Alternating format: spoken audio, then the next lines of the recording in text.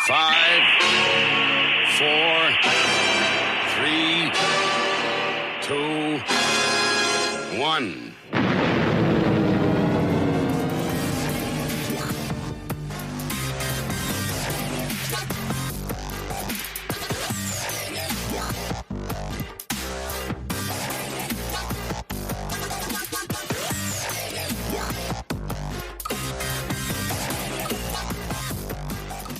All right. Hello, willkommen, bienvenue, konnichiwa. It's time for the Amish Inquisition yet again. Episode 158 on Sunday the 8th of November. I'm Amish Phil. I'm Amish Ben. Slick. That was really slick. Fucking hell.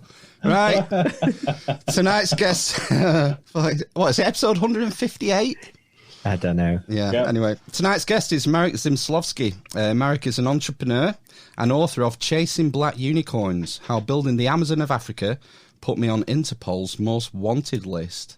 You can go to marekzmyslowski.com to find out more, and there'll be a link in the description. How you doing, Marek? Hi, everyone. Marek here. Not an Amish. Not yet, I guess. Great to be here. Thanks for inviting me. Not too late to convert you. Amish Marek's got quite a nice ring to it. It does, yeah, it does. Hollywood's always making cool movies about this context. I've recently watched something with Harrison Ford, I guess. So there's a really, really positive always connotation. I don't know how real, but positive. So, I mean, I think we made contact on LinkedIn, and that's where I heard about your book. Yeah. I mean, the first obvious question is, how does Building the Amazon of Africa get you on Interpol's Most Wanted list? Right.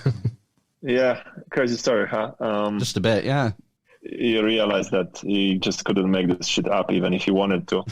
So there are actually two stories into one with my book. I have spent last almost 10 years, 9 and a couple months in sub-Saharan Africa, where I've moved. And working for an investment fund that at that time wanted to build a big e-commerce group on that continent. And I was working there for a couple of years. It was one of the most exciting adventure of my life because we started from scratch. I was one of the early employees. And we ended up going on New York Stock Exchange and doing an IPO. Wow. So extremely great adventure. But at the same time, when I left the company and started doing some investments, opened other companies. I was living in Nigeria back then. I got myself into some trouble because, unfortunately, when you run businesses in, I would say, for lack of a better word, exotic economies, young economies, there's still a lot of corruption, and business is simply ruthless. And sometimes you end up doing business with not the people that you want. And in my particular case, it was just an attempt to take over the company.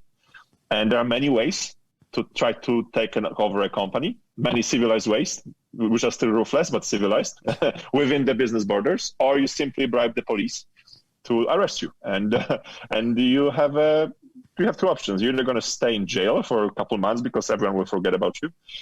There's going to be a fake arrest warrant. Or you're going to sign the papers, and then they're going to release you simply because they're paid. And that's what happened to me. And because I was extremely lucky, I was able to fight this case legally. Took me almost 3 years. We've collected a lot of evidence. It was a lot of Hollywood stories there. I would go for meetings with microphones under my shirt, try to get those people that were representing the other side admit who they bribed and why, and how much I have to pay. And at some point, I've realized when the whole case got won and so on, I've realized that might be a good book because on one side, there was so much business insights I wanted to share. Speaking of building online businesses in sub-Saharan Africa, which is such a niche, but at the same time, I was able to throw some crazy stories, like including being on Interpol Most Wanted list. And I can tell you that connection between Nigeria and Interpol in a second, because that kind of made the book a little bit more interesting. Because if I was writing about how to build a marketing strategy for an online travel agency or an e-commerce, for 400 pages, he would just probably fall asleep. But when I divided the book into couple crazy stories. I was able to make you laugh, maybe get you scared as a reader, and then when I have your attention, push some knowledge into you. And I kind of copied this from stand-up comedians because they essentially make you laugh, but then at some point they want to tell you something interesting. And so I kind of copied that approach in my book. Right. So how old were you when you first went to Africa then? So that was 2012, and I'm born 86. So I was 26. I mean, it's a hell of an adventure for a relatively young man. Yeah, I did not know what I'm doing. Absolutely, like everything makes sense now from hindsight. It's like, oh my god, this guy made such a strategic, good decision. Like he planned all his investments so properly. No, I was this typical Polish startupper, entrepreneur wannabe. I've started my so-called career in financial markets in Poland. That's how I made my first big money. Right. In the early 2000s. I dropped out of university to sell insurance and investments and stocks, just like Wolf of Wall Street. We just didn't sell anything illegal. But the company was the same one, like brainwashing and making you spend money on parties, so we just work more. And then 2008 came, and we've lost all our money, and we even got ourselves into debts. I ended up being a bartender, but my friend hired me to his small company. He was building a fintech application. And he told me, I'm not going to pay you much, but I'm going to give you some shares. And maybe if I sell the company, that's the vision he sold me, you're going to be able to pay your debts that you got yourself into when you were working in the finance sector. And just by pure accident, because I had nothing to do with it. I was just like an analyst for him and helping him with the website. He sold this company after 2 years. And the money he promised me from the shares allowed me to pay the debts from my financial markets adventures. And then I was like, wow, I think I'm in love in this sector because it just saved my life. And then I opened a couple of startups in Poland, a couple of crazy ones as well, including a marketplace, an online marketplace for funeral services. And yeah, it's like an online travel business. Just the travel is one way. Yeah. How does whoa, how does that work? I mean, is it like eBay? Is it the highest bidder gets the coffin, or what? How's it work? I would say more like Booking.com. So or even Expedia. Like you're in a need. A funeral essentially is an event. Yeah. And the dead guy is not the client. The client is the family, and usually it's someone from the family that is most emotionally stable, that knows how to handle the stuff. And there's a quick decision that needs to be made because no one plans for someone to die. You know? So I've noticed that there's this trend that the typical client was around 35, 40 years old in the family, the guy that was always chosen to organize everything. And people being that age in the early 2000s were slowly shifting from the first generation of internet-heavy users were entering that age. So these guys were not looking for a funeral home in the newspaper or anymore, or asking the priest or the doctor. They would just go to their smartphone. So there was this big demand growing in the online space, and to buy a lead, to buy CPC, or to buy an ad for this particular sector in Poland was super cheap because no one else was doing this. Right. So I ended up building a website that was getting a lot of online traffic because I knew how to do it. And of course, I didn't have my own funeral home. So I would go to every major city in Poland and I would talk to the funeral guys. I'm going to give you a client unless you're going to pay me a commission. So I took the Booking.com business model. And long story short, I met those guys from Rocket Internet, a big investment fund. And at that time, they wanted to enter e-commerce in online travel in Africa. They were already very successful in Latin America, in Asia. They were not planning to go to US because Amazon was there. They were not planning to go to China because Alibaba was there. They wanted to go to Africa. And at that time, I thought that I'm such a genius guy that they want to hire me. But the truth of the matter was that none of sane guys from Germany or France at that time wanted to go for such a small salary, just hoping they're going to get some shares. No one wanted to move to Nigeria. And I didn't care. I had nothing to lose, and I wanted to get like an adventure. I really wanted to work for them. And I also already experienced that I actually made money by someone offering me shares in that fintech application I told you about. So when they told me, we're going to pay you almost nothing, but we're going to give you shares if you deliver the results. I was like, okay, I'm in for it. So that's what really worked for me well. It's a great way to motivate someone as well, isn't it? If you're going out there to set it up. I think it's one of the best ways to do it, really, when you hire employees, because you immediately see who's here from the long game. Yeah, if someone wants to have a higher salary, doesn't care about the shares, you know what his motivations are. And that investment fund I was working for, Rocket Internet, they were really strange, because usually the way investment funds work is that there's an entrepreneur with an idea or a small company, and he wants to grow it. So he goes to the fund to get more money and they run it. Here, there was the other way around. The investment fund was starting the companies. They had the idea, they had a lot of processes that they could take advantage of, but they were needing those founders that would kind of, just like a parent, adopt the idea, adopt the concept for the business, and really fell in love with it. And I was one of those. And if you get shares instead of a high salary, you need to be in love long term with this business. Otherwise, first problems come, you're just gonna pack and switch jobs. Go and look for another job, yeah. So when you got sent to Africa, what was it you started to do? What was the first thing you had to do when you were out there? Yeah, so, I mean, when they told me, first the plan was to go to Egypt. And I was an African ignorant, like, that didn't know much about Africa. We don't learn a lot about Africa in schools, right? They tell us that we colonized this region some time ago and it was shit. So we didn't want to talk about this.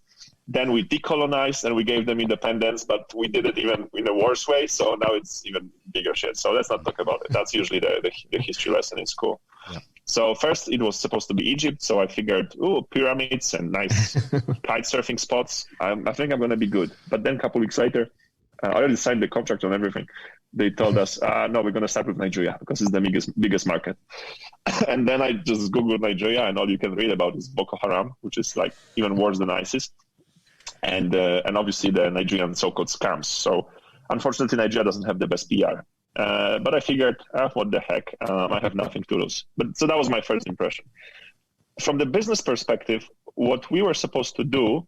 So there was a couple of companies we were launching, and I was responsible for the online travel one. After some time, we all combined them into one big e-commerce group that is now on the stock exchange. But back then, I was responsible for the online travel department, and we were building the software from Portugal, where our software house was. So essentially, what you had to figure out in Nigeria first, because that was our first country. Then we opened Kenya, Cameroon, Ghana, many other countries, but we started in Nigeria. The first thing is that you have to figure out the inventory, the supply, which is just like what I did with funeral homes back then in Poland. I have to figure out a way to go from hotel to hotel in Nigeria. First of all, find those hotels, because there was no Google Maps that would tell you these are 3,000 hotels in Lagos. You'd have to find them by paying taxi drivers to drive you around. Then you would have to go to a hotel manager and explain to him that there's this thing called the internet, because in 2012 it wasn't that obvious. Only 10% of hotels back then had Wi-Fi. Maybe 30% had an email address. You had to figure out, you had to tell them that, there's this new channel that will be more important than people coming to you from the airport. And I want to send you clients from the internet. You just have to pay me. And then once you figure out how to do it, then you're going to build sales teams. And in 3 years, we were able to sign up 25,000 hotels like this in whole sub-Saharan African region. Obviously, we've built huge sales teams. But once you build demand, you have to build it very quickly, because you promise the hotels that you're going to start sending them clients, and they will get impatient very fast. So as soon as you figure out how to build supply, you have to start quickly building demand. So now figure out how it is to make clients find your website and then book online the hotel and not be afraid to book online. And that was also a wild ride, because very early we kind of bought all the traffic we could on Google. There was just no more searches. No one was looking for Google on Google for hotels. We had to switch to offline. So most of our marketing was actually offline marketing, although we're an online company. So we would rent sales booths at airports and bus stations. Our people would just approach directly people waiting in the line to enter a bus or buy a flight ticket, and asking them if they already booked a hotel, and showing them how to do it with an iPad. and hoping that the next time they will book it on their own. Also, many crazy lessons in terms of how to do online marketing in an offline world. Fun fact, even a year ago, Google in Nigeria was still buying ads in TV and on street billboards with their more own product, which is called Google Search. Wow. So a year ago, Google was still educating that there's this thing called google.com and you can go and search for stuff. So just because there's a lot of people and just because they're online doesn't mean they can be your client, because first of all, they have to have the money and second of all, they need to be educated. So there are things we take for granted probably when you open and build another app for the UK market. Yeah. Definitely. So were you mainly trying to get travelers within Africa to go to your hotels, or were you trying to get people from Europe and America and everyone else? Yeah, we were mainly focusing on the intra-African traveler, because it was very hard to compete for the European traveler coming to Africa, because he would already know Booking.com or Expedia, right. And if he's going to a new country, he wants to trust a big brand. He's gonna book Radisson on Booking.com because he wants to trust the brand. For a Nigerian, my brand was as new as Booking.com for him, so there was an even playing field. And actually, when you look at budgets of revenue of a typical hotel in sub-Saharan Africa, maybe besides South Africa and East Africa, when there's a lot of foreign tourists, besides that, across the board, 70 to 80% of all the revenue from hotels is actually coming from a local client, right. Business destinations, business travel, and also, because it's so tough to live in a big city in Africa, like Lagos or Nairobi, the power cut runs out very fast, more in Lagos than in Nairobi. Nairobi is better in that sense. Not everyone has AC, not everyone has running water. It's a much more common thing to book a hotel for a weekend in the same city you live in, just to take your family and enjoy the swimming pool, enjoy the restaurant, because and enjoy a nice room. Because you know the electricity supply is secure. Yeah. Wow. Exactly. So it's like a city breaks. Fun fact, it's also very popular in South Korea. So it's not only typical for, I would say, underdeveloped regions, or regions with infrastructure challenges. So was there anybody else actually doing this then when you went out there? Was there any competitors from Africa trying to do it? There were many local startups who were doing the same, because obviously there were a lot of smart guys seeing what the trends are. They were not as well funded as we were, but many times they were the biggest competition. They were bigger competition for us than Booking.com or Expedia. Because Booking.com or Expedia, they might have had more money, but we were on the ground, so we knew how to build the business. But then again, just like I was able to compete with Booking.com, this behemoth, this monster, in the same way, those small startups, which were basically bootstrapping, many times were smarter than us in certain strategies, because they knew how to spend money much smarter, because they were the locals.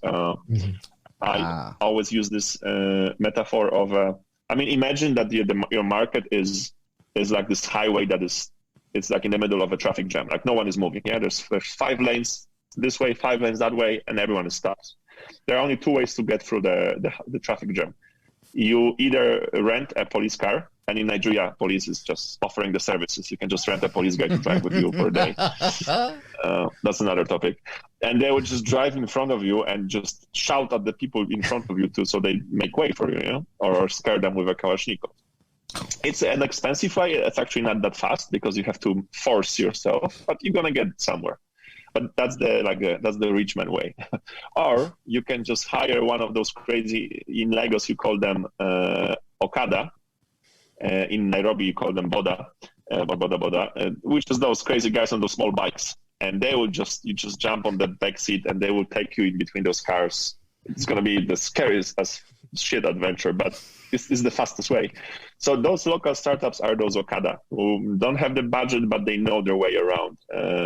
And we're growing the Richmond way. Big investment fund were supporting us, but also huge costs related to corporate governance, big structures, decisions making being done longer, and so on and so on. Okay. You talked about sort of your competitors having more local knowledge. I suppose were you sort of a bit maybe naive in how it works when you first went there? And I'm thinking about greasing the wheels and backhanders and having to pay people off. Is because you mentioned about corruption being a big issue there. So in the beginning, so there are like two. There's corruption and there's really stupid purchasing decisions, and like falling for that white man tax. At some point, I remember my teammates told me like, okay, we're going to the store to buy some office furniture, but you're not going with us, because every time they see a white guy, like they're adding a zero to all the prices. So many times you would just had to pay twice just because we're a foreign company, and it happens to you when you go to a market and you want to buy a dress and you want to take it home. And it also happens on a business level, and also employing people. Like we were paying way more to the people because we had additional taxes, and not probably our local competition was not paying all the taxes they were supposed to, because no one was checking them that well. We were not able to offer shares to all our employees. Only the senior management was able to get it. But when you're a smaller startup, you can just give some shares to all of your employees because it's your company that you just started.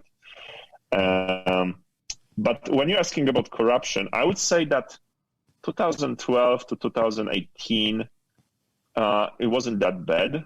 2016, maybe 17, because we were this small online companies that no one cared about. I mean, it's still nothing in comparison to how big the oil business is, right? Natural resources in Nigeria. So none of those bad guys from the government would care about you. But then at some point, Uber came, which is like 2016, if I'm correct. I don't remember now. And we were big enough. We were starting to buy ads in TV as well, and we were starting to buy ads on street billboards. So we're building brand awareness, and you're building brand awareness among your clients and also among some bad guys. And that's where the government and different type of institutions started to pay way more interest to what we were doing. And it had two really levels, two angles to it. One is that you would get increased number of so-called controls. Like that will always before Christmas control, like how many foreigners are working here? Does everyone has a work permit? We would be, once our warehouse would be totally like arrested by the police. Like we couldn't work in the warehouse anymore. We couldn't send orders anymore because apparently someone was, the owner of the warehouse that we rented the warehouse from was owning someone money. And the police came to take all our inventory to cover the debts because they didn't see the difference between the owner of the warehouse owning money and us, a company that rents the warehouse. Obviously, we realized later it was learned that it was a competition just sending the police to get us. Yeah, and also the governments was coming up with crazier and crazier ways to charge us in different ways. I don't recall any specific case right now. But there's one from my times, but there's one like from a couple months ago where Nigerian government wanted Uber to pay 10% of every ride value. So government wanted Uber to pay to the government more than the Uber itself is making money on the ride, right? Because Uber works on a margin as well. Very small margin. The rest goes to the driver. So bloggers in Uganda have to now register in order to blog and pay some fee, because it's censorship, but also it's getting money. And you can come up with more and more. So at some point there was this switch. You could see the change in the way governments were treating technology companies because they realized, okay, they're becoming big enough. They're changing how people operate. They're changing how people in the city live because Uber changes everything, how you live. E-commerce changes, food delivery changes everything. And then they've also realized there's more and more foreign money behind it. which means let's tax them. Yeah, so you were so for the first sort of 4 or 5 years, you were sort of flying under the radar. Exactly. But once you started trying to build your brand awareness and invested in TV advertising, billboards, all of a sudden people's ears start pricking up and saying, "Whoa, who are these guys? And where's all their money coming from?" Correct. We might need to think of a new tax. A lot of it sounds kind of frustrating, but was there anything, I suppose, that was particularly sinister or scary that happened whilst you were there? There was really nothing scary that happened to me. I actually, my book puts attention to Nigeria, to what happened to me, because, Interpol is a strong word, yeah? Yeah. But I actually, when you read my book, and my TED Talks, you watch my TED Talks and so on, you actually realize that I consider myself very lucky. And I still always promote doing business in Nigeria because statistically, I was extremely lucky. I mean, I got myself into deep shit, forgive me my French, and it was really deep. Like I almost died, right? But it was only once. It was heavy, but it was only once. And I would still consider myself lucky. So let me quickly tell you what happened in my case is that usually, so I've left the company we built. The big e-commerce group was in the end called Jumia. I left a couple months before it did the IPO, and then I decided, okay, let me now stay in Nigeria, maybe do a little bit of investments. I couldn't sell them. I couldn't sell the stocks because I had a lockup, so it's not like I made money immediately or anything like that. But I was able to do some investments. I opened another company, and usually people tell you, if you're a foreigner and in an exotic country, you want to open a business with someone that protects you from the bad guys, right? Like a Godfather. And it was like a stereotype that I fell for because there was no big company behind me anymore. When I was working with Rocket, the investment fund, if something happened, I knew that I had a big team of lawyers always to support me and a lot of big money. Here I'm on my own. I think I know the market better. I have connections, but I'm on my own. So I decided to open this business and invite a local entrepreneur. He is like Indian/Nigerian, when you look at the nationalities, to be like a chairman of the board. And if something goes wrong, if I got the attention that I don't want, if you know what I mean, from the government, that he will be able to navigate this. And in those stories, when everyone tells you find a Godfather to protect you, no one tells you that sometimes you have to have someone to protect you from the Godfather. And what really happened in my case, and I want to make a distinction between what led to the conflict and then what happened afterwards. I was this cocky CEO that I thought I can do everything. I didn't want to listen to any advice and so on and so on. And there was a growing conflict inside the company about what to do next with the company. Like, shall we get more money, get more investments, acquire another company, or shall we start cutting costs to become profitable faster? Typical conflicts within a business, right? Is this when you're still at Rocket, or after you'd left then? That's my new company that we launched, Hotel Online. Company, yeah. And and then he was like my chairman. He was like the person that, like the older advisor that I obviously didn't take advice from, and that was the cocky side of me. And we used to be very good friends. And the worst thing is that when friends start to fight in business, because we know too much about each other, we can bring out those bad things about our personal life to piss you off, basically, in a business conversation. It's like the lowest point you can have, you can make. And me being this cocky guy, I pissed him off. I really pissed him off by telling him in front of his people to shut up and not tell me how to run my company. Because in the end, it was my company, right? I've put most of the money. He was just a symbolic investor. He just got like less than 15%. And that's where I crossed the line. And him being the ruthless businessman doing business for 30 years in Nigeria, he decided not to hold any breaks in terms of showing me who's the boss here.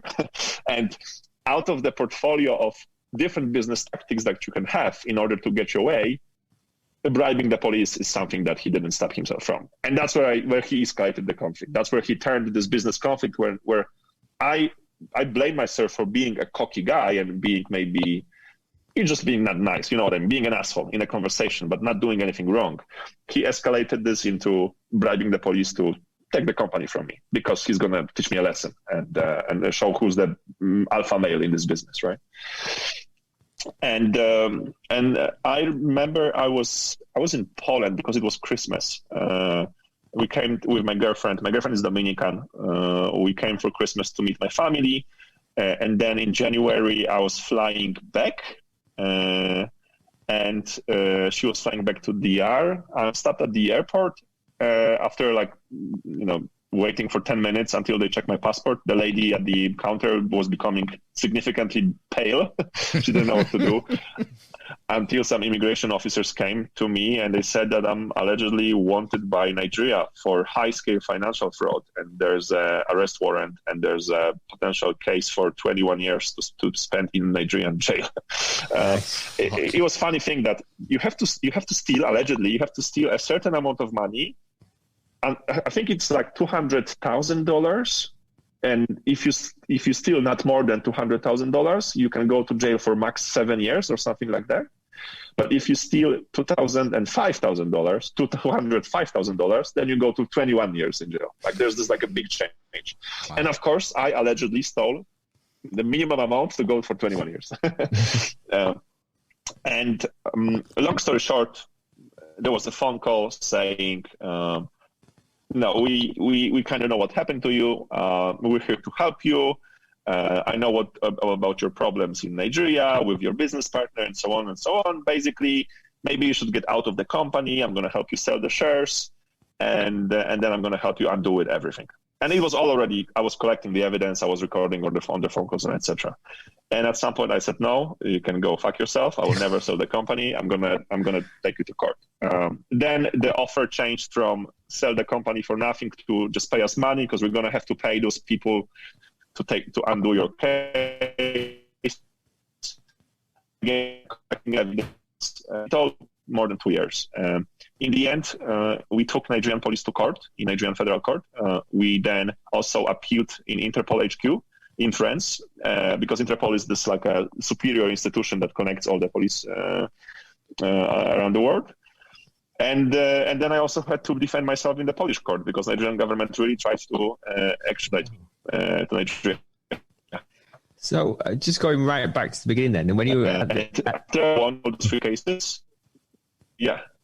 Sorry, I got carried away with the story. It's all right. There's just a bit of stuttering on with the internet, but I think it's rectified now.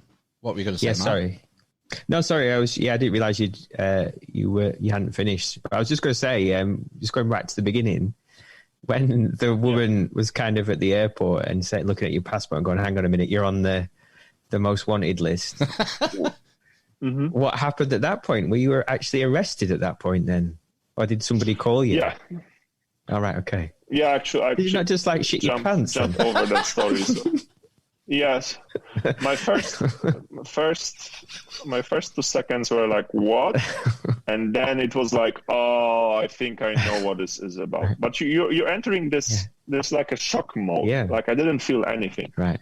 They actually stopped me at the airport and then they took me to jail. I had to spend the night in jail. Right. Okay. And the guy that was taking care of me, they were not clear about the legality of this thing. They confused an European arrest warrant when there's no like judge involved. They just immediately send you to the country they want you because of European Union like regulations, which is different than Nigeria. Yeah. So he thought they're just going to send me to Nigeria. So when he took me to the cell, he said, well, I guess we're looking for a flight to send you to Nigeria. Good night.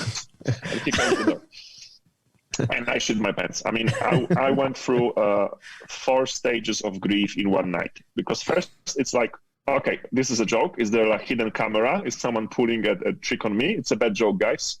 Okay, turn on the lights. I'm okay. It was funny while it lasted. Then you enter extreme rage. It's like I'm literally going to suffocate with my bare hands everyone that has done this to me. I'm going to seek revenge. It's like the biggest rage I've ever experienced. And then you enter depression mode. It's like, oh my God, my life is about to end. I'm done. There's nothing I can do. And then you start crying. I start losing breath. I would be, running around in circles. I would try to meditate, breathe. I was praying to all the gods I could ever think of, right?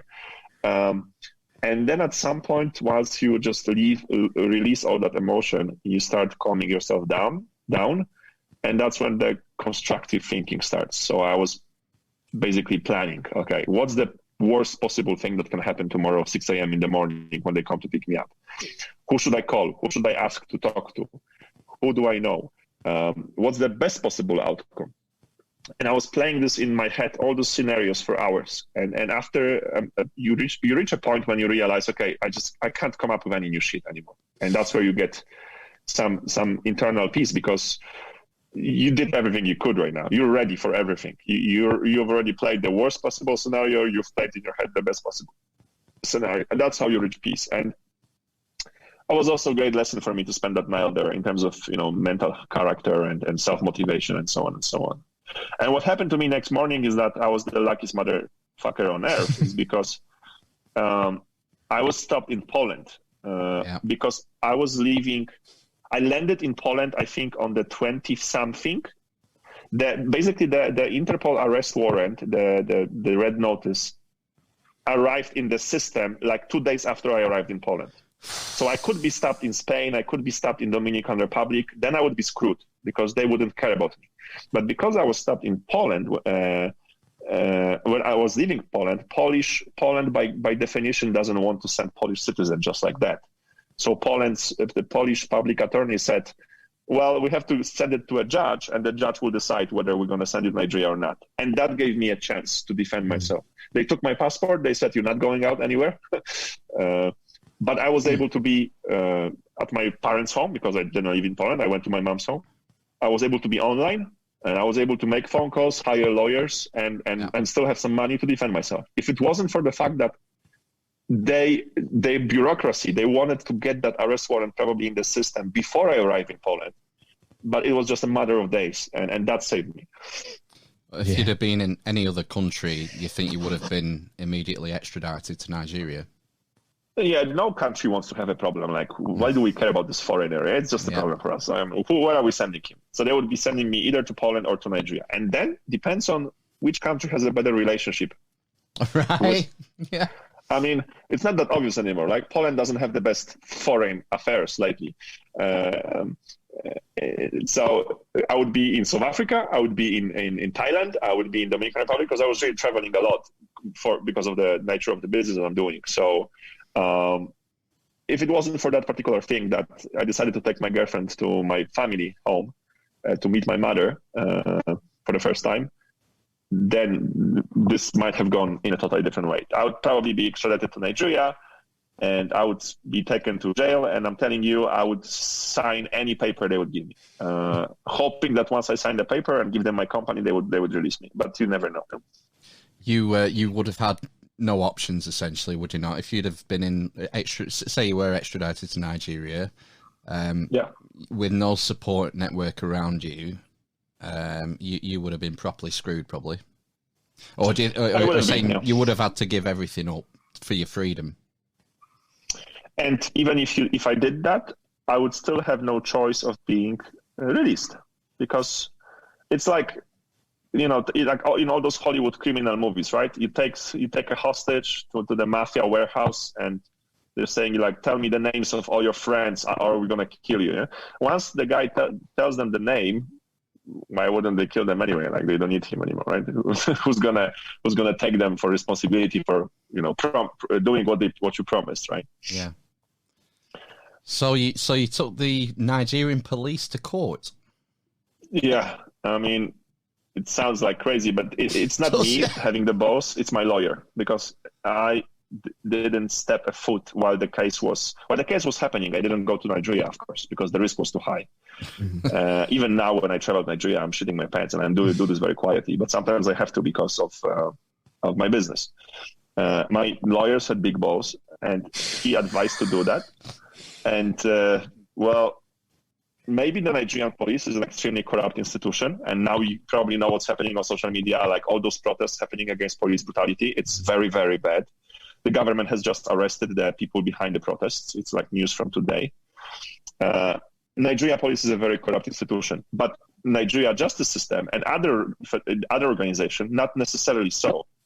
And I was able to take Nigerian police to federal court. So the case about me was happening in the local court. So I took them to the federal court in a totally different city when in Abuja, in the capital, where those guys from Lagos didn't have the connections. Ah, right. And in that court decided, when they look at the evidence, and the court said, guys, well, like, why is this arrest warrant even a thing? Like, there's no evidence. What is this for? Take it down.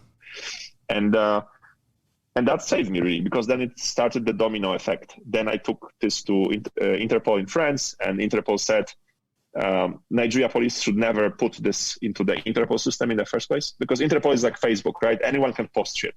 But to take it down, if the person that posted it doesn't want to, you have to go to the HQ. And good luck. It sometimes takes years to win those cases. Wow. Interpol admitted, okay, this is a case that should have never been Interpol in the first case. So that was like a win. And then the police, the public attorney general in Poland also said the whole extradition case, I mean, there's no basis. They struck it down. And so I'm the first and hopefully the last foreigner in the history of Nigeria to take Nigerian police to court and win. Actually, police owes me $10,000 in Nigeria, but I don't know how to get it back from them for damages, so-called. Yeah. So, go on, Matt. No, I was just going to say, we talked a lot about sort of, I suppose, some of the negative things you experienced. What was the kind of positive things that you experienced out there? This is important because we don't want to sort of paint other countries in a bad light, and that we know corruption happens everywhere. And certain countries have a reputation for it, but it's not a reflection on the people. It's just the way things are in some developing countries. Yeah, and this is what my book is really all about, because I told you earlier that I fell for this stereotype, right? Take a local godfather to take care of you. And do business with someone you know. This guy was of Indian descent, Cambridge educated, and then obviously he became ruthless for all those years and doing in Nigeria, because apparently everyone is doing this. And the irony of the fact is that those guys that were on the other side was this Indian/Nigerian guy, and his associate was American. Again, Ethiopian descent, but American passport. But the people that helped me, the people that helped me through this case, my lawyer was Nigeria, the federal court, the Nigerian justice system, that kind of ruled in my favor, right? And then there were many people in the process that helped me. When I was collecting evidence, I can't talk to you about everything for the safety of those people, but there were like so many Nigerians that helped me, and I had so many friends. And the net result is that it's amazing. It's the bad shit always sticks longer, and the bad stuff people pay attention to because it goes viral and so on. I made my case public, first of all, because I needed the media attention to put pressure on Interpol, because otherwise I would be waiting 5 years for a verdict. But once it landed in media, they made a decision in a month. But two, I know that I have now the legitimacy to say it how it is, right? Because I had my fair share of cool stuff and my fair share of shitty stuff. And now I have the legitimacy to tell you, if you're interested in emerging markets, like this is the biggest potential you could ever think of, please go and just watch, because there's risk like everywhere, but the risk is totally worth the opportunity.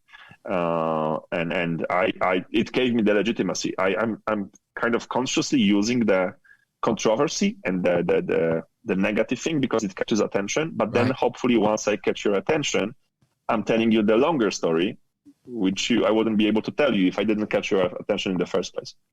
Yeah. No, I totally follow that. That makes sense. And, it's alien to a lot of us who've grown up in the suburbs of some Western European country, what it's like living in different places, especially sub-Saharan Africa. It's, the things I like to read about is the stories of the individual people. And you often come to the conclusion, we're all just the same. We're all trying to make our way in the world. And, I understand your motivation in that way, in that you're using the sort of the controversial aspects to draw attention to this story, but underlying the story is how this various people in Nigeria have helped you and helped free you. Yeah, we're all a result of the circumstances and the environment we are born in, and whether we like it or not, it creates us. even if a second Einstein is born now in Borno state, in Maiduguri, in Nigeria, where there's Boko Haram, no power, no electricity, floods in exchange with hot seasons, he has no chance in becoming a famous scientist. And if you're born in a very poor environment and you have to fight for survive every day, I mean, no one can blame you for not being extremely righteous and ethical and thinking only about long term if you are hungry, right? We're all the same. Like just like you said, I mean, you know what's going to happen when London has electricity turned off for 3 days, or power, or there's no water for 3 days. I mean, it's going to be crazier than Lagos in Nigeria after 3 days, because in Lagos, at least people are used to the problems and they learned how to survive. Now, if a meteorite hits the world, none of those people from Western civilization will survive. Those people that will survive are those living in the savannah or in Amazon forest. Yeah. You want to find your way to the nearest Maasai warrior, or get to Papua New Guinea and live with the indigenous people there, and you'll survive. Yeah, we're all fucked. I'll give Amish Ben 48 hours. He'll be dead in a ditch somewhere. That's not. Yeah. What was just talk to us a bit about the sort of poverty levels over in Nigeria. What's it like on a day-to-day basis for the majority of people? I presume there are a lot of rich people as well. Is there a middle class, or is it just some very wealthy people, some dirt poor people? What's it like on a day-to-day basis? Yeah, it's absolutely extreme when you look at the differences between the rich and the poor. Wow. Just to give you an example, Nigeria, close to 200 million people. According to the latest research, only 1% of people make more than $9,000 per year. So we're talking about 2 million people, like one small city, like Warsaw in Poland, make more than $9,000 per year. That's like, $800 per month, something like that. Like, how much can you survive for $800, like 600 pounds in London per month? And you're not even going to rent a flat, right? No. So it's extreme poverty, and it's getting worse and worse, unfortunately. It's getting worse. And people are extremely young. There's like 60% of sub-Saharan African people are below 30 years old. And because we're entering the fourth industrial revolution, when everything gets automated, and then you have still no infrastructure, no cheap power, no reliable power, you can't really build any warehouses, call centers, or manufacture plants that really took India and China out of poverty, right? Because they became the call centers and the manufacturers of the world. You can't replicate that in Nigeria, because you're not going to build a call center because there's no internet that works properly, and you're not going to build a place where people, build laptops because there's just no power. And that's the problem. And the demographics becomes your liability, not your strength, which used to be like that in the 90s, right? Or even earlier. So that's the problem. But also at the same time, you have that 1% extremely rich people. And by extremely rich people, I'm talking millions of dollars stashed in cash in your garage or in your basement. The class is extremely wealthy to levels which are not known to any European, because of the French Revolution in which century? 17th or 18th? We've killed them all, right? But that classism still exists, and it's living very well in Africa. And those people are rich to levels that it's really hard to imagine. Like the way Jeff Bezos or Elon Musk or Bill Gates live is nothing in comparison to how rich the 1% is. And to an extent that they buy themselves their streets. Yeah. Like once you start meeting people in business meetings, and you see that the name on the business card is the same as the street that the building is on, like it's it's extreme. And let me just finish the middle class. It's growing, but the definition of a middle class had to be changed for Africa. I mean, you have to make a couple dollars per day just to be defined as a middle class in Africa.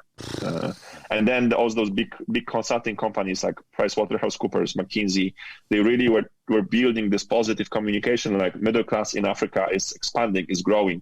because that's what you need. You want the nations, the economies to grow, not only because they're making money by selling oil, but by building internal demand.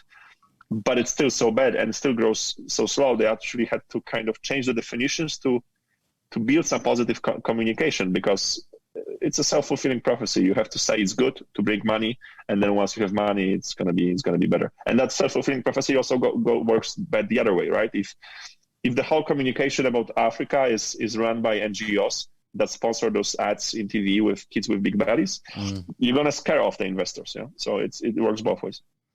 The 1% you talk about, the sort of super rich contingent, is this like a political class, or is it based on commerce? How have they got to this position? I don't want to build myself now as an expert in just from what you've seen. But yeah, and again, Africa, we're talking about 54 countries, right? Hundreds of ethnic groups. Like, the differences between different ethnic groups in Nigeria are bigger than the differences between East and West of Europe. We just have to remember that, how complex that is as a continent. We all treat it as one country sometimes in the most extreme way. But if I have to generalize in a way, I guess you could say that power in politics always goes hand in hand with money. Whether this is, if you're in politics, you're going to have power, you're going to become rich, or whether this is, well, you've done very well for yourself in different ways, and now people want you to also be the leader. It's like all in one. It's not really divisioned, if this is the word. No, so the lines are blurred between politics and commercial success. The politicians are the richest people in Nigeria, in every other country. Whether this is a correlation of causation and which way that causation goes, probably is not that clear. But it's a fact that the governors and the ministers they're all billionaires. I guess the senior officials are unofficially millionaires. That's for sure. And Nigeria is a resource-rich country as far as natural resources go, isn't it? Which is presumably where a lot of this wealth comes from. It's the people's wealth. Yeah, it's I think it's number 7 in terms of oil resources, and I guess any African country is rich in some sort of resources. And if you still again try to generalize and simplify this thing, in a reductionist way, these resources are more a curse than a blessing, right? I think which country is that? There are some countries in Africa which actually have little resources. They're doing relatively better than other countries with way more resources. Because it's like winning a lottery ticket, right? You have no idea how to spend that money. Nigeria used to be a great exporter of peanuts, I think, and palm oil and a couple of other things. And they're really becoming a powerful, diversified revenue streams economy. And then I think in the 70s or in the 60s, oil was discovered, and no one cared about growing some plants and exporting them, because you can make so much easy money from oil. You just get a plot of land from the government, then you go to ExxonMobil, they're going to pay you rent 10 years up front, and then they're going to be paying just for being able to extract them oil there. And so why bother, you know? There's a lot of talk in various news outlets and different media sources about the role that China is playing in Africa at the moment, as far as natural resources go. Have you looked into this, or have you a take on this, how it works, what's going on? Yeah, definitely China is taking over Africa. That's how I see it. Yeah. And there are a couple of aspects here. First of all, the fact that there's this big power that is fighting for influence in Africa hand in hand with the West, because you wouldn't say that Russia has been a significant power that was trying to do something, especially after Cold War. So because the second power entered, it really gave an edge for African leaders, because they could play now the West and China, right? Who's going to give you more and so on. And African leaders are very smart about that.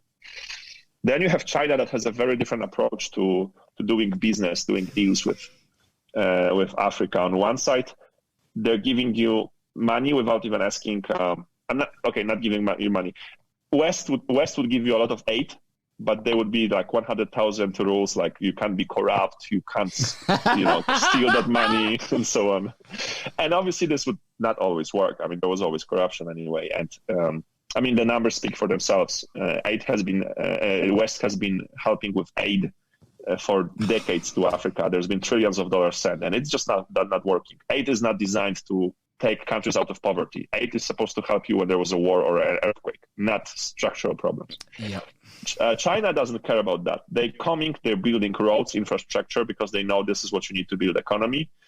So they're giving people, increasing the quality of life. No one's going to care about censorship if your kid was yesterday walking to school 10 kilometers every day, and now he gets a bus, right? No one cares about censorship.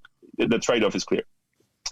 But then China is installing their own companies there, because they're not hiring African companies to build out highways and airports. They're bringing their own stuff, and they're bringing their own engineers, and there's no transfer of know-how.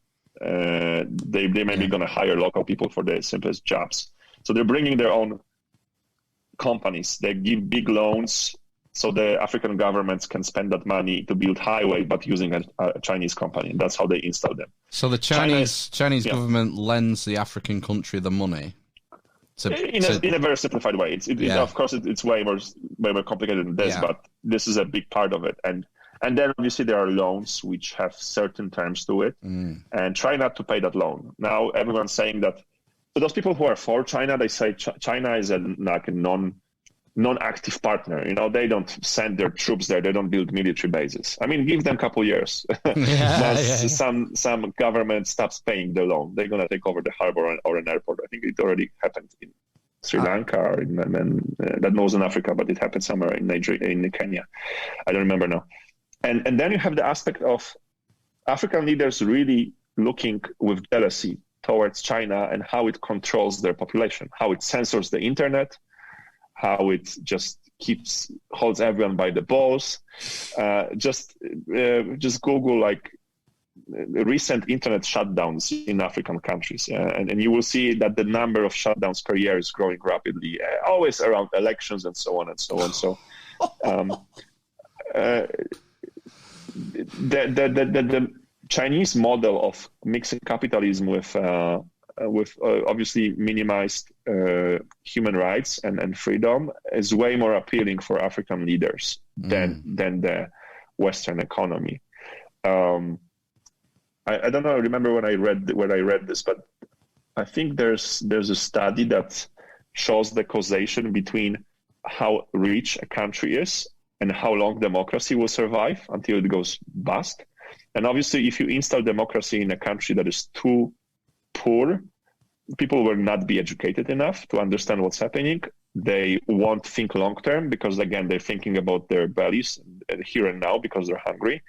Democracy has no chance of surviving. So I guess this is also somewhat important here. Yeah, it's and not to just rag on the Chinese Communist Party, because it's my opinion that they learnt most of this playbook from the United States in the 60s, 70s, and 80s. I don't know if you've read. I wanted to mention that. Yeah, they did the same, right? Yeah, there's a great book, Confessions of Economic Hitman. Yeah, John Perkins. It's a fantastic book, and it spells out the same playbook that the United States did with South and Central America. Absolutely correct. Yeah, it's funny that now there are similarities in it. How China, it seems like China took it and fixed the problem, and now it's like, okay, I take what's good for it, and I'll do it. I'll do it my way. Well, there's also European Union, and I think right now the West already knows that they're losing the game for influence in Africa, and whoever wins influence in Africa, I'm talking about addressable market, I'm talking about all the resources, huge continent that is still super empty. That billion people is still nothing when you compare to how big the continent really is. The West is aware of how powerful China has become, and they know they're running out of time.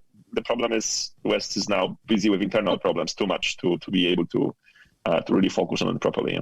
Yeah. So do you think we've missed the boat then, if we talk about sort of like Western Europe and America in terms of influence there now?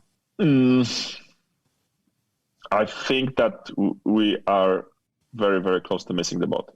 Right. Okay. Oh, on that bombshell. We've done an hour already. But listen, no one's going to care because looking at the events in 2020, aliens going to land by the end of the year. That's great. Well, it's been fascinating. Is there anything you need to tell us? Or, do you want to talk about what you're doing now? Are you going to be working on a new book? Are you going back to Africa? What's happening? I hope I won't have enough stories to tell about in my book because I won't survive the next book.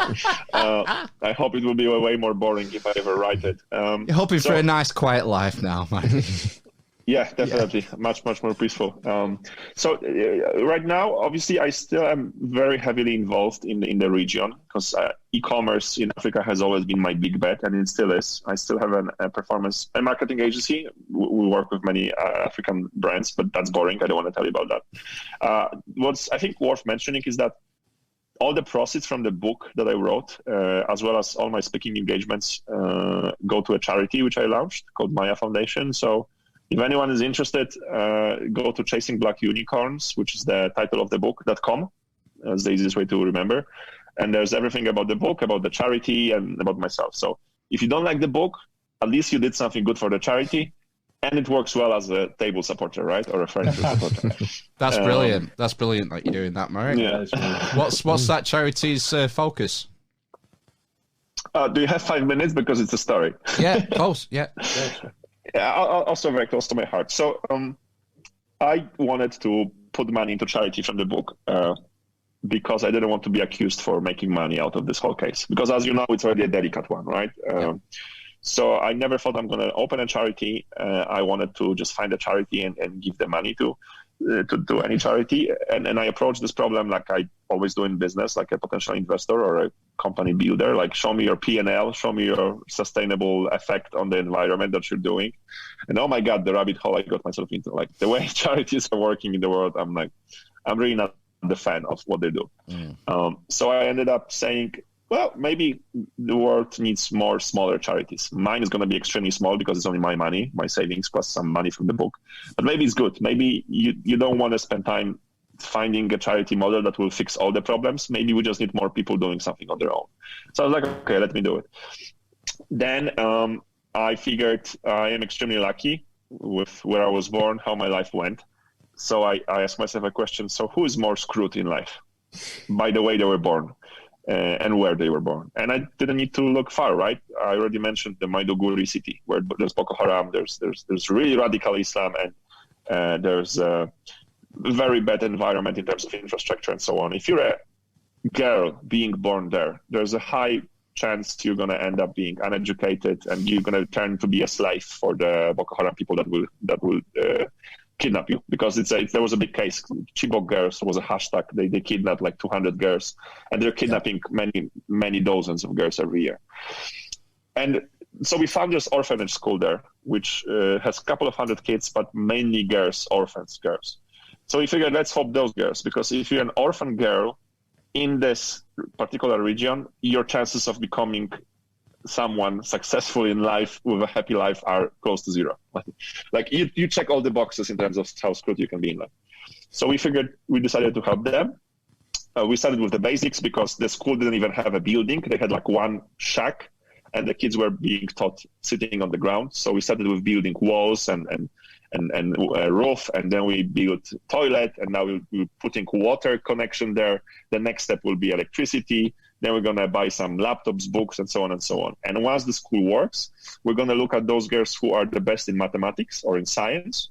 And then we're going to give them some scholarships to go to a better, primary school, high school, then maybe a university, assuming we're going to survive and we're going to have money for that.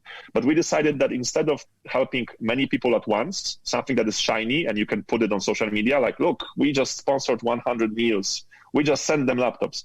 Now we're going to invest in work that is not really visible. The results are not visible for many years.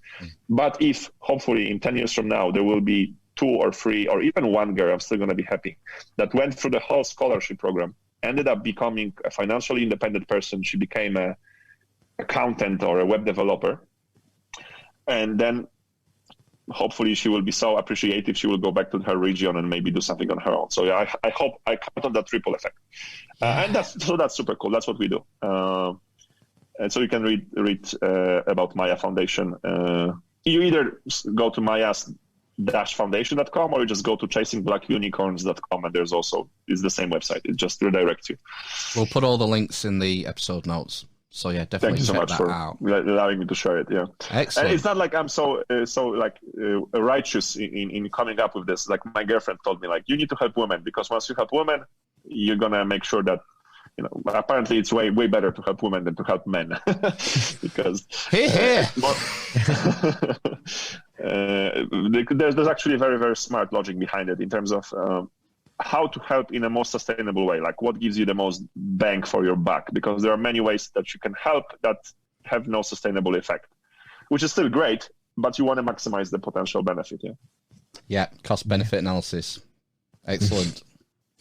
That's fantastic. I'll be ordering the book as soon as we're finished here. I think everyone listening should as well, because that's a great cause. And, thank you so much. And you get a book. And you get a book as well. Come on. If you want a hard copy, you can. It burns very fast, very well. I tested. Audiobook is cool. People say that there are people who read first the hard copy, then the audiobook. They prefer the audiobook version. You can get it on Audible or whatever you prefer. Cool. Yeah. Cool. Who's is it? Charles Dance who's narrating, or are you doing it? Did you do it yourself, Marek? The audio. Oh no, I'm not an actor. Plus, I have one of my nostrils is blocked, so I shouldn't be. You can kill your book if authors shouldn't read their books. So I have a professional. But excellent. Oh my god, I forgot his name now. He's a great guy, but I forgot his name. Oh my god, I don't have a name. Oh dear. Oh, don't worry about it. We'll edit that. We'll fix that. Yeah, we'll edit that out. We're keeping it in now. Right. Well, it's been brilliant. All the links will be in the description, so check out Marek's website and the charity and everything else. Thanks for your time, Marek. Just hold on the line for us while we play ourselves out. Yeah. And cheers. Thanks you so much for everything. Brilliant. It's been fascinating. Catch you on the flip side.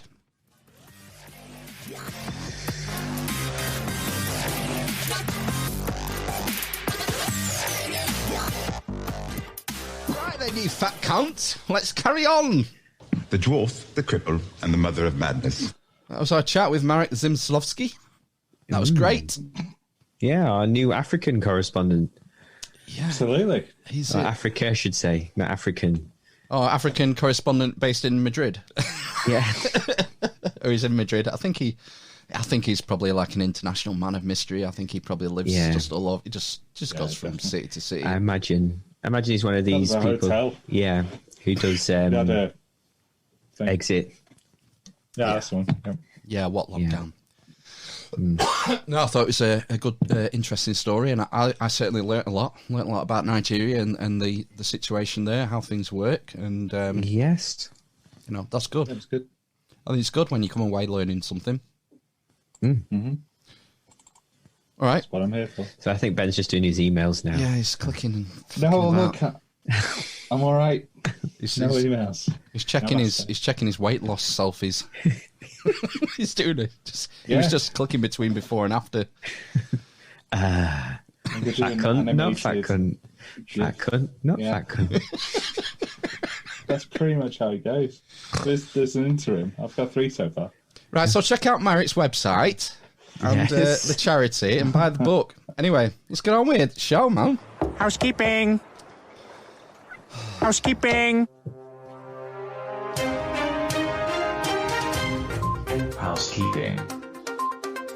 It's body popping. Yeah. I'm fucking body popping. Oh.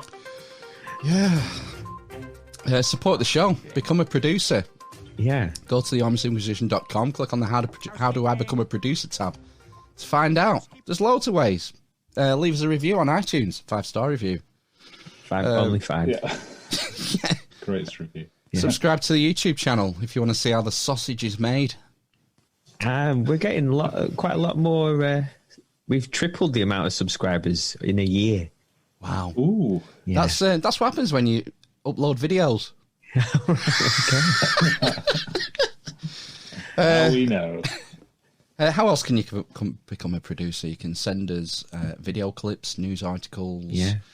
sound bites. Correct us. Do you remember when people used to correct us? Yeah, corrections if we have Oh, any. that's a long time ago. If we've made any errors, which is We've not made. highly unlikely.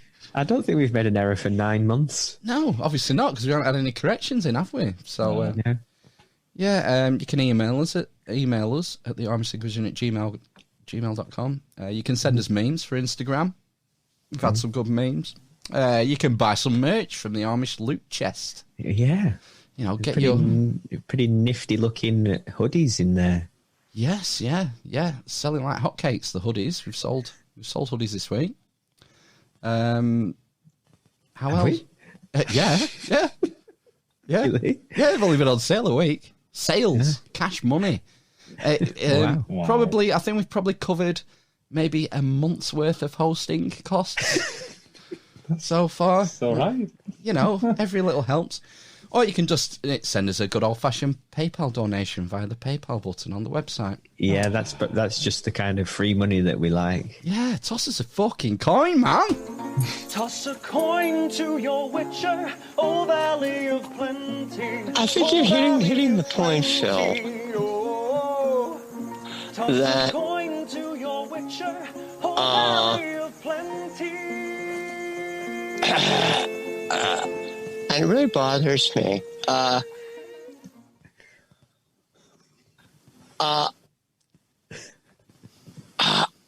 Because I believe I have an issue in this respect. I have an issue. I do have an issue. We need some more. We need some more donations. I have an issue in that respect. Fuck's sake. You know. What else do we do? Housekeeping wise, producers. Fucking hell, we need to thank the producers for episode 158. So we have Joe Smith. Oh God. Oh my God. I forgot something. Oh, right. Oh my God, did I remember to do that? Oh. Live fuck-ups. Oh God, yeah, I got a message from producer Joe. Producer Joe was jonesing for some current grape action. I should have pulled up the message. Where? Please tell me where I can find the full clip of the Irish rugby guy. So, Joe, your wish is my command. This is just for you. Raisins and sultanas are both dried forms of what fruit? Currants. Cadence.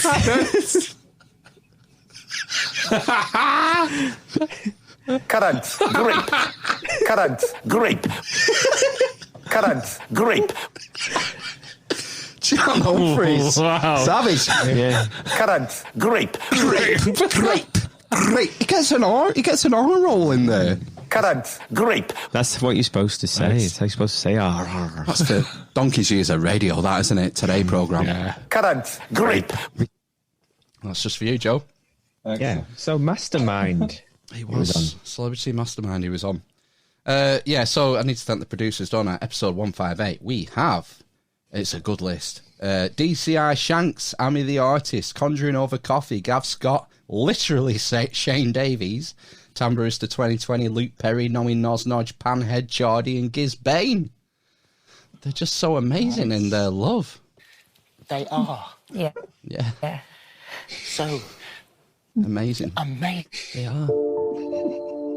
Literally our best mates. Literally. The best mate. Oh dear. They are. Yeah. So amazing in their love. The dwarf, the Currants. the Grape. the Communist, homophobe, misogynist, the cripple, and the mother of from hell. Yeah, thanks a lot for your support this week. We've had loads of good stuff sent us. And keep it up for 159. Come on next week. And Got Ben there. yeah, and check out the Every week. check out the merch. So, I think that's God, it's dragging on, that housekeeping bed.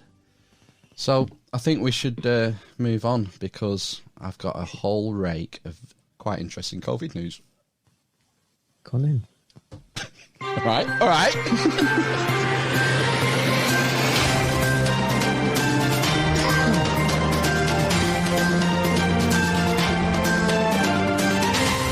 COVID-19 news.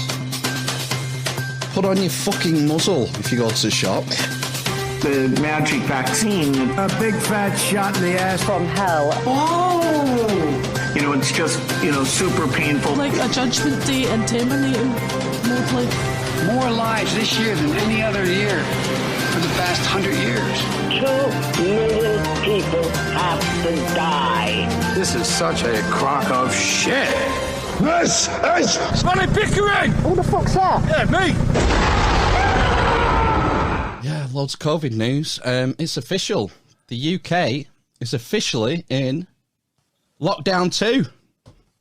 We're going lockdown 2 because of Wuhan flu. Infection rates are higher. We're going lockdown 2. We're scared of Kung Flu.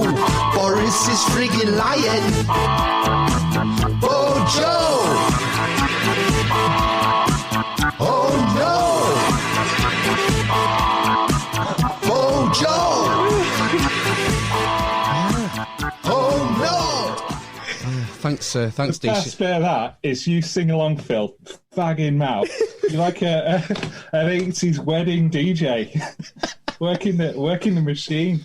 I think that was the most unwoke theme tune you've done so far. How's it unwoke? Absolutely.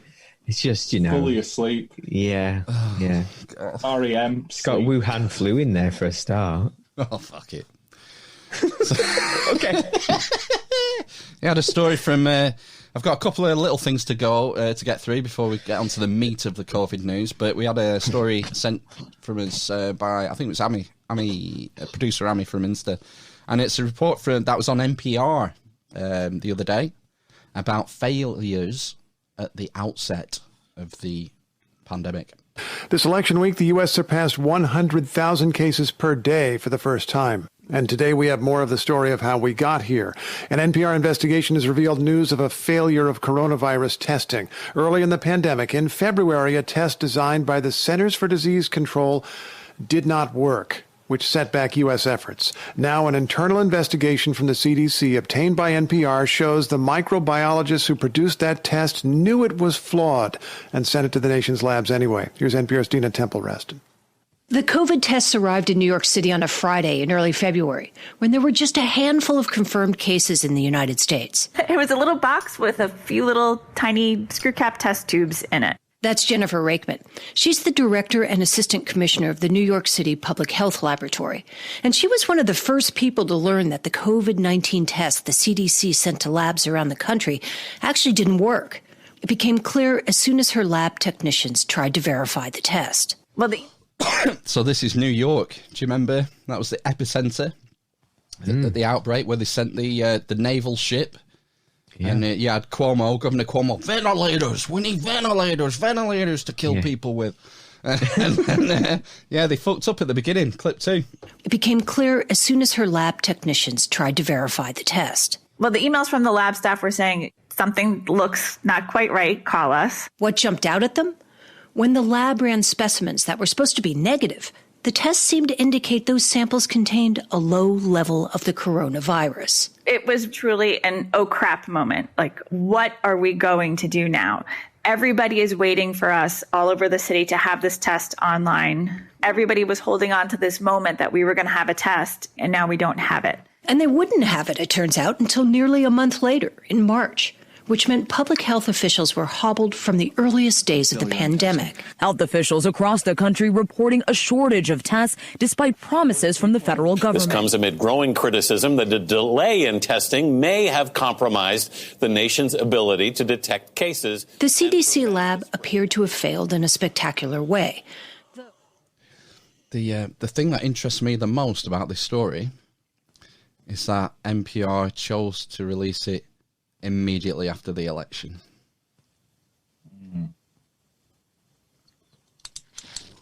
So how long were they using this test for? Because if they checked it, they would have run their sort of QC, QA on it, making sure, run some controls. And it sounds like they've they've ran a negative control, and it's failed essentially. So you've no baseline to compare your actual assay samples to.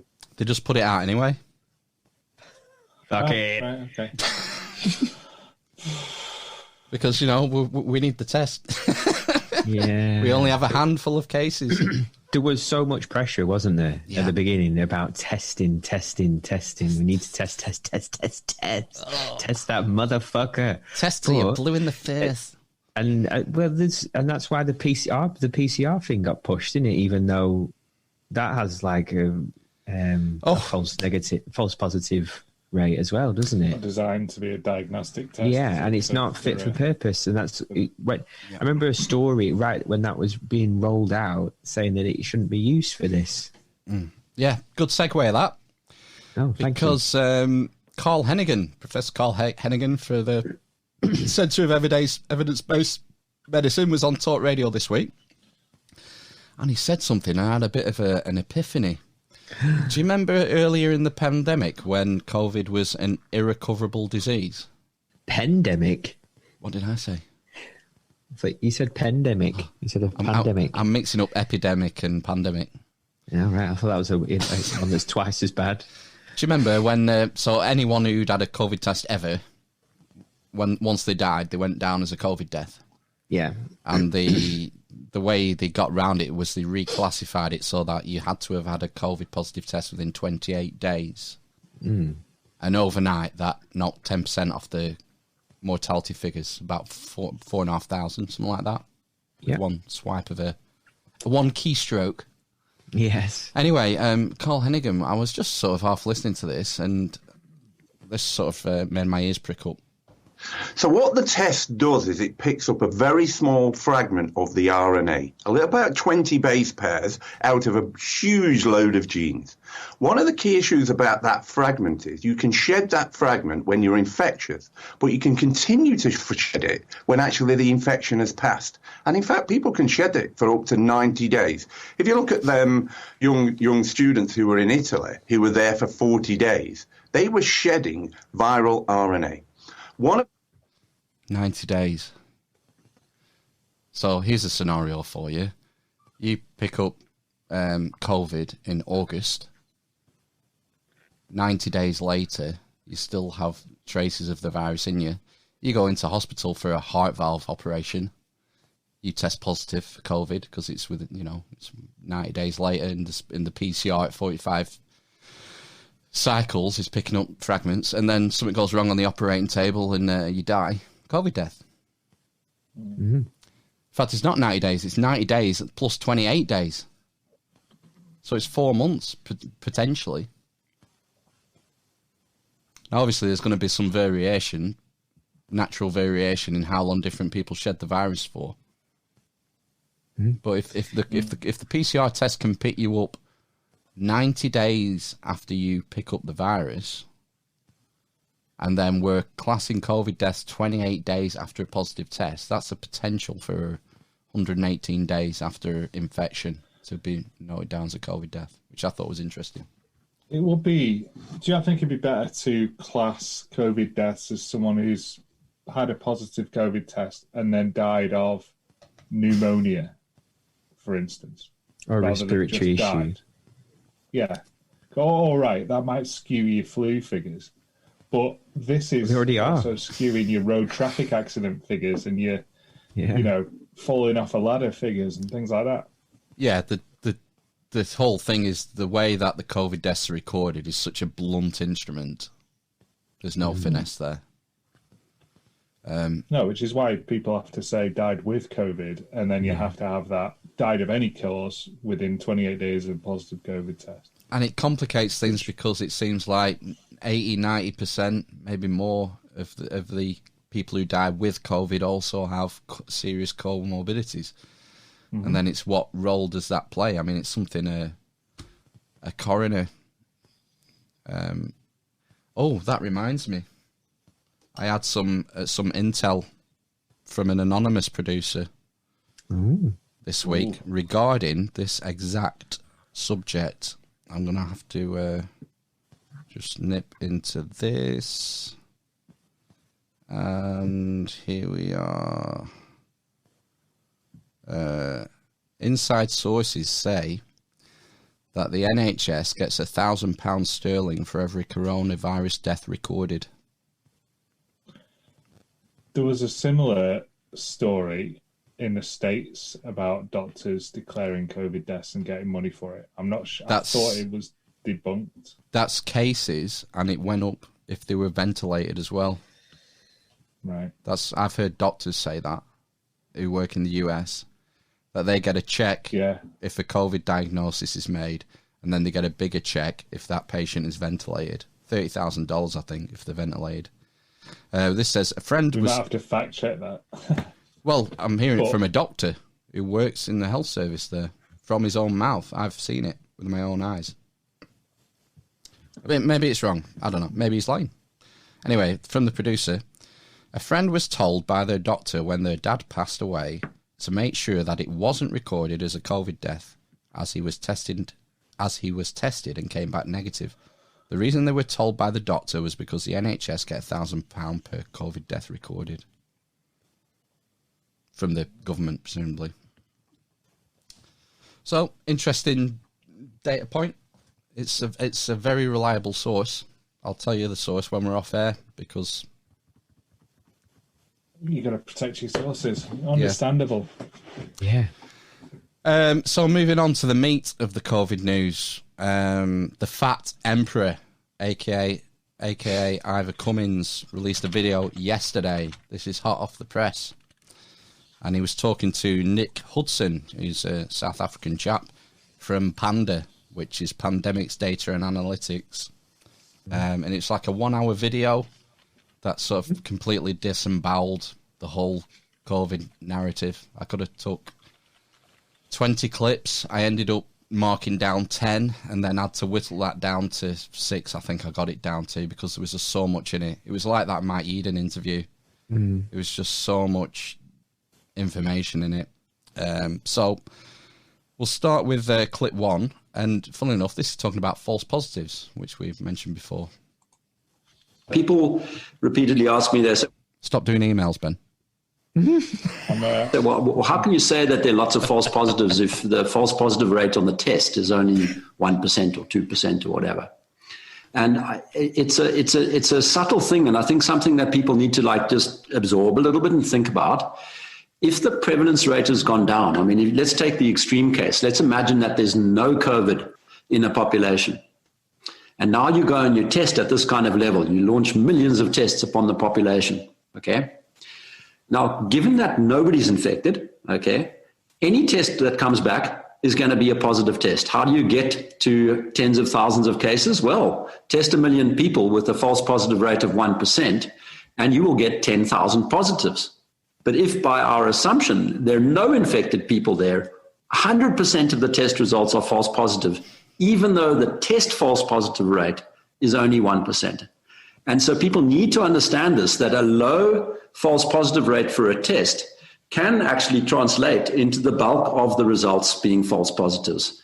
And I'm pretty sure that that's what's going on right now worldwide. That's what Mike said, wasn't it? Yeah. I'm calling him Mike now, like I know him. And we don't even know what the false positive rate is. Some people are saying 1%. The truth is they don't know. He talked about that Dr. Mike Eden talked about, it took him ages of campaigning to get it out of Matt Hancock, and he said it was 0.8%. Yeah, how sure are they, though? I don't know. Probably not very sure. No. They're launching a campaign, actually, this week. They've got the army in Liverpool, aren't they? They're testing 50,000. The whole city? No, it's the whole city, isn't it? It's 500,000. Oh, I thought they were trying to do 50,000. Maybe that was just this weekend. And they're going to ramp it up. And they've got... Is that 500, sorry, then? There would be false positives. Who knows? Who knows? And they've got 3 more cities earmarked, but they've not named them yet. Probably one in Yorkshire, maybe one in the northeast, maybe another one in the northwest. False negatives are a worse problem than false positives. Yeah. As in much worse. Because if you are told you're negative and you go off on your merry way to your illegal rave, then you're going to infect others, not knowing. Well, the potential to infect others is there. The problem is, whereas you think you've got a clean bill of health. Who's doing all the tests as well? Have you had a test yet? No. No, so you do it yourself more often than not. So, Well, I'm not medically trained to administer a diagnostic test. Well, you don't do the actual testing, but you scrape your own tonsils and you shove it up your nose. So, are people doing that right, that bit right? That's the other thing. All right, Ben. The whole the testing is the crux of the problem with what we have. The mass testing. You shouldn't be testing people who aren't sick. The virus is already endemic. We're not going to eradicate it through mass testing. We're kidding ourselves, especially with any kind of false positive rate. Maybe it's like on Fight Club, Tyler Durden talks about going into the brace position. It's basically like a comfort blanket. It doesn't actually do anything. Oh, like the face masks. Yeah. Right. But like testing. It makes people feel better that we're doing all this testing.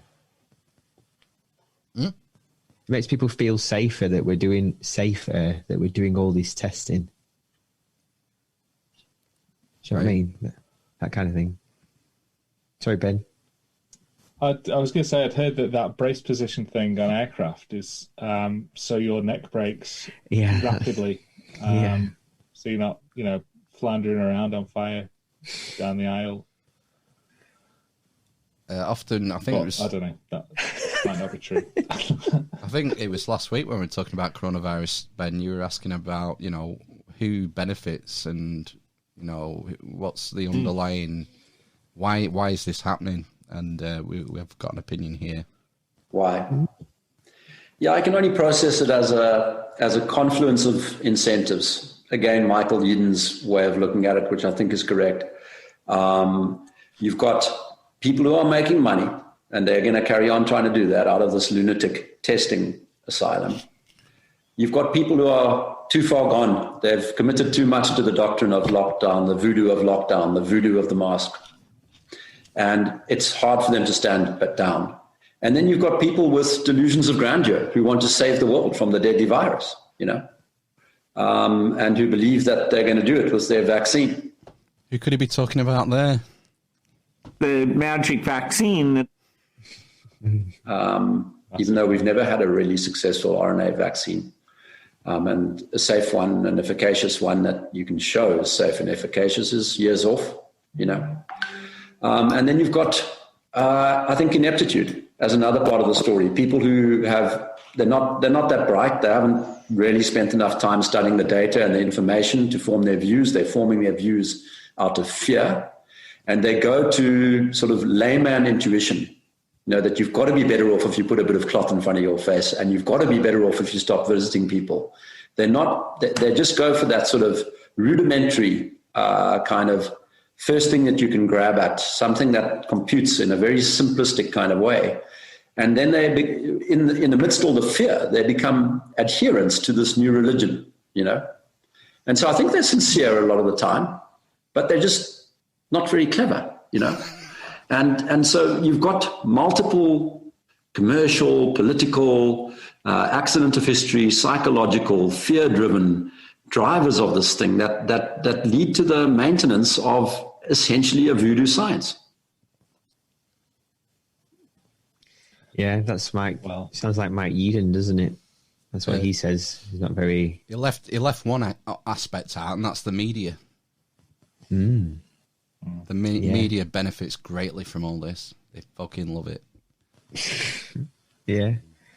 I'll leave us out of that equation because we're alternate media, but no, yeah, we're cool. They fucking love talking about coronavirus. So yeah, I thought that was an interesting take. Yeah, similar, like you said, similar to Yeadon's take on it. Let's move on to the question of immunity. You know, we've heard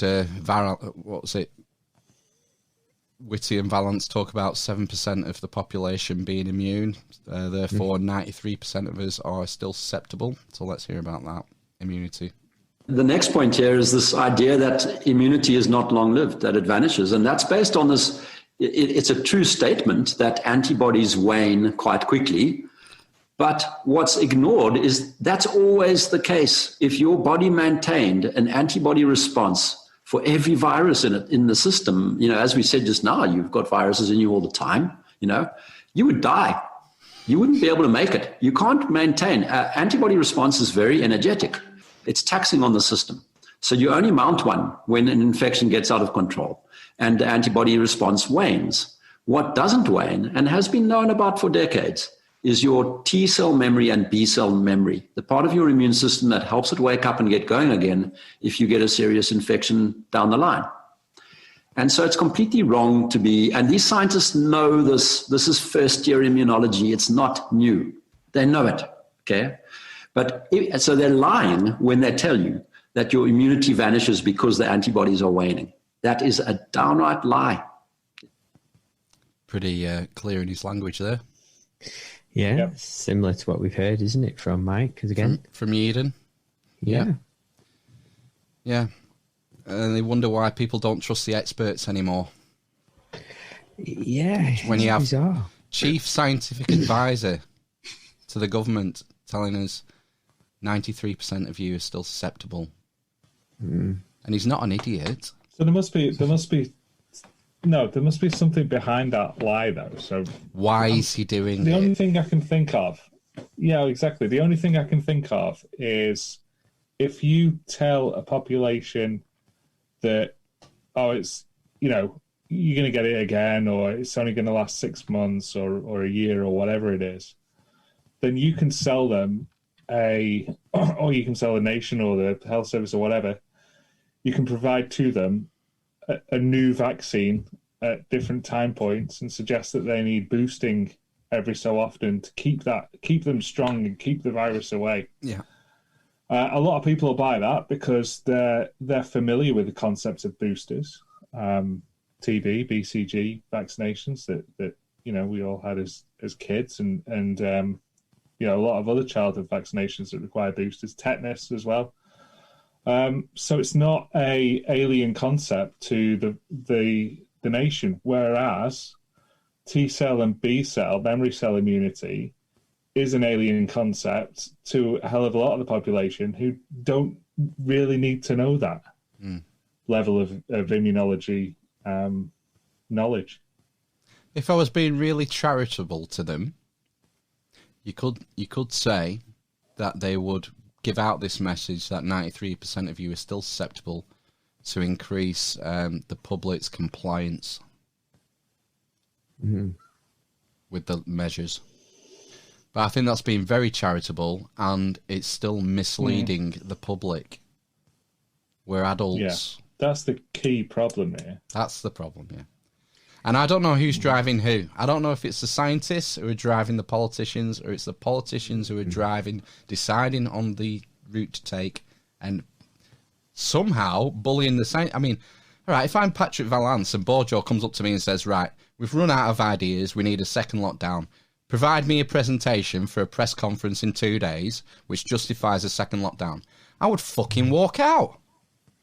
Because I know what the consequences of another lockdown are. So even if you're charitable and say they're doing it to enhance compliance, I tell you, public inquiry is going to be years off, but I can't fucking wait for it. Yeah. Because I've been following this shit for months now in great detail. Well, we've just been talking about corruption in Africa, haven't we? I mean, it's a lot closer to home than we think. Yeah. All right, we've done immunity. Let's move on to vaccines, which you raised. Which one's this? Is it clip 4? Yeah. How will we know if the vaccine's effective? Is a good question. Well, I can answer one question that you had there. How will they know? it's effective on mortality and serious outcomes? And the answer is they don't care, because the vaccine trials, and it's been in, I think, the New York Times even, mainstream media, the criteria they've chosen for success is fewer sniffles and some kind of subjective. So if the vaccine appears to demonstrate lesser symptoms, it's go. And mortality is not in it, and other real-world impacts. So the trial is kind of set up that if it does anything at all, great, you're all go. It's funny. It's so shit. It's funny. Yeah. And the thing is this is going to go on for years then, isn't it? Yeah. Oh, I mean, that's bad. It gets worse as far as the vaccine studies go, because then Nick drops this bombshell. We looked at a trial the other day where the placebo group, had been set up with, they weren't taking, a complete placebo, which has no effect. They were using another vaccine, which has a suppressive effect on viral resistance. So instead of giving you a placebo in the vaccine trials, they give you another vaccine, which reduces your immune response to viruses. To make you feel worse, basically, potentially. So the whole experimental design had been rigged to demonstrate that the vaccine itself was effective. Oh right, okay. Fuck. Oh, so instead of just putting it up against a placebo, they put it up against another vaccine, which limits your ability to fight off viruses. So it's rigged. The trial's rigged. That one he's been looking at anyway. Yeah. So the vaccine ain't going to be a fucking magic bullet, because we don't even know if it's going to work when it comes. The game's fucking rigged. And apparently this is standard practice for vaccines. I had to keep the clips down, but they go on to say, Ivor said he's looked into loads of vaccine trials, and this seems to be the common procedure. We don't generally test vaccines against placebos. So that's weird, isn't it? Yeah, it's weird. They can get away with that. Yeah. Okay, this is a good. This is interesting. Next, Ivor, the Fat Emperor, breaks down the cost-benefit analysis for a potential vaccine. Number needed to treat and cost-benefit of a drug, I am into that. And back of the envelope for coronavirus, given the age of the fatalities, the QALYs, and just looking at the simple data for coronavirus, essentially, it will probably cost the vaccine 20 to 40 times more per quality adjusted life year, potentially saved, if it's good, right, than the guidelines in the UK, the NIC guidelines for the amount you spend per quality adjusted life year saved. So just on economic terms, it's out by orders of magnitude from what we would ever consider, just economic terms. And it seems no one cares. Sorry, is he saying basically because people are so old? Because of the age profile in mortality. Yeah. So the NIC, do you know, if a new cancer drug comes on the market, or a new treatment, and it costs $100,000 for a 3 months treatment, the NIC has to make a cost-benefit analysis of whether that's, all right, nice. It only say a treatment, it only works in late stage cancer, and there's a 50% chance that it'll work, and it costs $100,000. Well, the NIC can say, well, hang on, if we put that $100,000 into screening, we're going to save more lives in the long run. That's the cost-benefit analysis decisions they have to make all the time when new pharmaceuticals come on the market. So he's saying if we use the NIC standard for cost-benefit analysis, the cost of the vaccine for what we'll gain will be 20 to 40 times greater than our guidelines would recommend, because of the age profile of the virus. We've seen in the new guidelines. Well, we saw from the Scotland nice from the nice the Scotland data, the average death of coronavirus in men and women is older than average life expectancy. Right? Say if average life expectancy for a woman in Scotland is 81, The average COVID death is 84. It's not bad, is it? What? I mean, you know, you're getting to live longer if you have COVID. Yeah, that's one way of looking at it. Yeah. Fucking... Oh, I don't get it. Right, last clip, and this is about the lockdowns.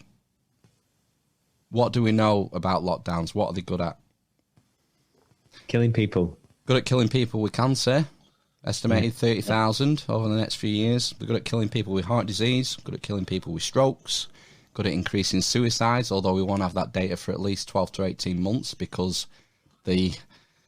suicides have to be investigated by coroners, and there's a fucking backlog there because of the lockdown. But I'm sure when that comes out, we'll see a big, steep jump in suicides over the lockdown. Mental health, obviously, it has a huge impact on. Lockdowns are really great for increasing mental health problems. Good at increasing child abuse, domestic violence. They're really good at, aren't they, lockdowns? We know this. They're good at increasing waiting times for people in the NHS. Waiting times of people who are in pain. They're good at breaking up marriages and relationships, which is always a good thing. They're good at decreasing child vaccination rates for things like polio and measles. They're good at increasing the risk of starvation across the world by approximately 150 million over the next year or so.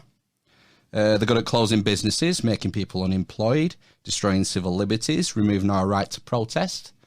You can't protest with more than 2 people now in this country. Just in case you disagreed with the thing we're taking. But it's worth it, isn't it? Because lockdowns reduce COVID deaths, don't they? Surely. No. Your end point, whether you like it or not, is herd immunity. Now, just to preface this, I had to cut this again. He says herd immunity isn't a strategy, it's an outcome. And it's the only outcome. The only outcome from this situation is herd immunity. And the question is, how do you get there? Via natural herd immunity or a vaccine? It's the only way out. It's the only end point. So it's not saying that we should just let the virus rip, like the Guardian says. The end of humanity is, just to play devil's advocate, the end of all life as we know it is the other end point, where the virus you never reach any sort of immunity, and it skips across all species on the planet and kills everything. So total carbon death. Well, that's a bad thing for a virus. Just to cheer everyone up. Yeah, it is. Of course it is. Okay. Yeah. And what you want to be doing, what your strategy ought to be oriented around doing, is getting to herd immunity whilst infecting the smallest possible number of vulnerable people. And you do that by changing the relative mobility. This is important. You've got to listen hard to this because this is counterintuitive, but it makes sense, and they have papers to back this up. Of vulnerable people. You bring down their mobility without reducing the mobility of the non-vulnerable people. And what general lockdowns do is exactly the opposite, because your vulnerable people are less mobile to start with.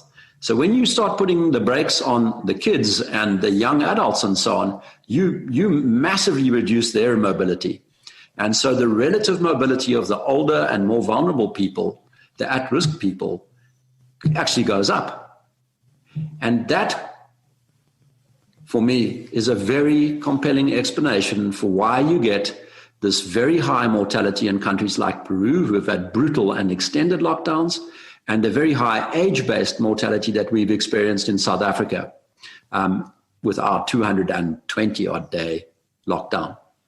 It's actually counterproductive. So it's not a easy concept to explain, but he's talking about the relative mobility between your susceptible cohort and your not susceptible cohort. This virus's biggest weakness is that we know who it kills to a massive degree, and the older you are, your card is marked. And even so, even if you're 80, you still have something like a 90% chance of being fine. But it's saying if you reduce, it's about relative mobility. older people tend to be less mobile in general. If you dramatically reduce the mobility of the younger people, the relative mobility of the vulnerable class goes up. So you end up, over the long term, you end up killing more people of COVID by locking down. And you know what? This was published in the British Medical Journal back in June, July, this concept by a team, peer-reviewed, and we have the paper. And Friedrich also has a paper out now, preprint, same concept. Makes absolute sense, even though it's a little counterintuitive, and it agrees with the real-world data and predictions, unlike Imperial College junk. So here we have it, that they will actually serve to maximize COVID-19 deaths over the long term and add on an enormously bigger number of excess deaths by all the other lockdown impacts.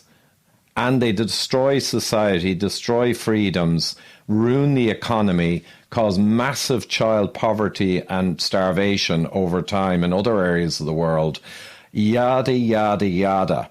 So the science says that this is the most catastrophic own goal in human history in public health interventions. And the irony is the West chose to drop all of what we knew and copy China. Isn't that the irony as the initial spark for this madness? Yeah, the biggest lockdown fanatics, not just with respect to coronavirus, but with respect to Uyghurs and with respect to Hong Kongers, they show it all the time. That's what they do for fun. They lock down. You don't copy people like that. Ever. But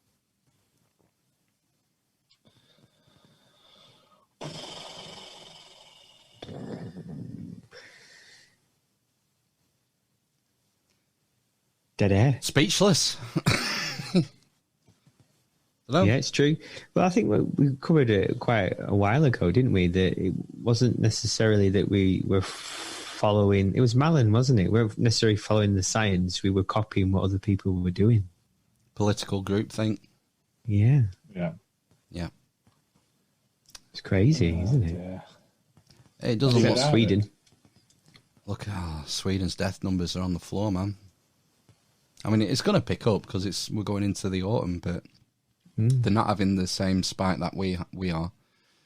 And you'll notice that our spikes are happening, like, not in London, which got hit hard the first time. Yeah, that's what Mike said. He thinks it's regional. Yeah, they've got herd immunity now in London. Maybe. Basically. Maybe, we don't know. It'll all come out in the wash eventually. So taking forever though, isn't it? Give it 5 years. Shall we move on to happier things? Yeah. I believe there was another big story, wasn't there, this week? Can't remember now, wasn't there?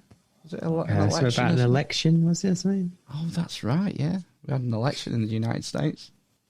Biden seems to have won. Sleepy Joe. Well done, Sleepy Joe. It's great, isn't it? So we're gonna have. I hope he lives long enough to give us plenty of good material. I'm pretty sure that he will. Sound bites. There's been accusations from the Orange Man of voter fraud. Yeah, voter fraud conspiracies. I wonder where they would get that idea from.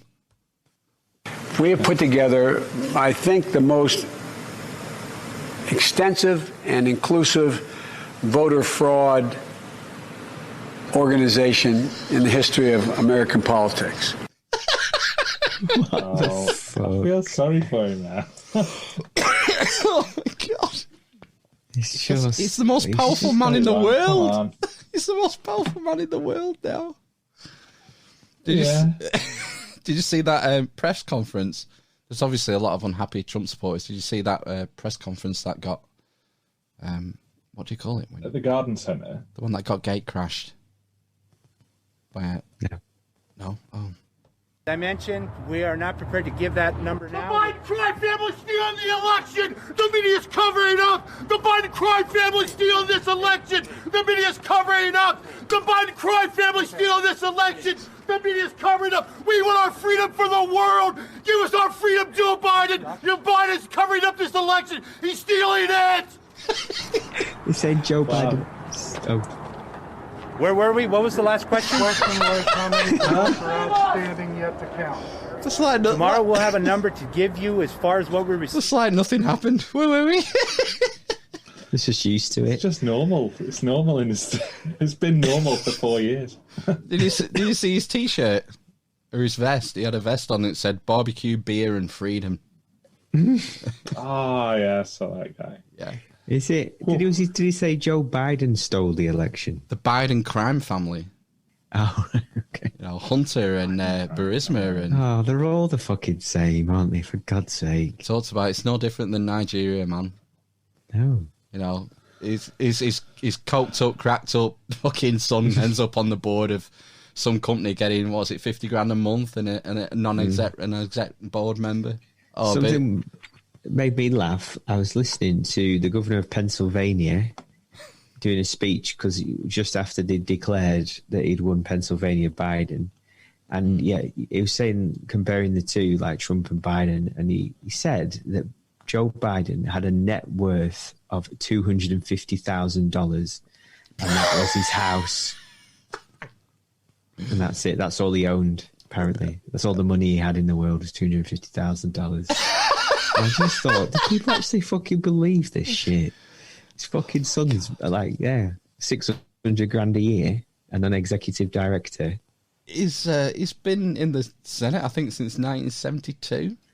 Exactly, yeah. Just bizarre. Anyway, that gatecrasher of the press conference, Cassette Boy, jumped on it and produced this. Excellent. The Biden crime family stealing this election. The media's covering it up. Covering it up. The Biden crime family stealing this election. The media's covering it up. Covering it up. Frickin' Jesus. It's a real earworm. I've just been humming it all day. I've been humming that and the lockdown too. You know, because the Wuhan flu infection rates are higher. But oh no, I'm looking forward to it. I think I'm looking forward to it. Well, they're just the sound bites, man. Oh, from Biden. Do you not think he's all gone quiet on Trump now? There was like a lot of reportage about him contesting it and stuff, but they basically even his Supreme Court are they saying he hasn't got a leg to stand on or something. They had a press conference. They had a press conference in a garden centre. Yeah, next to a pawn shop, an adult bookstore rather. And what did it say? Well, I think someone messed up because this garden centre was called Pennsylvania Four Seasons Landscaping or something, and there's obviously the Four Seasons Hotel as well, but with hilarious consequences because you've got your man Rudy Giuliani up on stage, just kind of outside this garden centre in the middle of the street with about 6 people behind it. Have they conceded though? No, I think right, okay. That's when he got told that Trump had lost, Biden had won, and right. And he just said, "No, that's rubbish." Okay. But Trump is like a petulant child. I can't remember who said it, but whoever said this week, there was you might already have it, Phil, but about him putting his big boy pants on and shaking Biden's hand or whatever and walking out. But I don't know. It doesn't look like that's going to happen. What is it, 90 days till inauguration? A lot of damage you can do in those 90 days.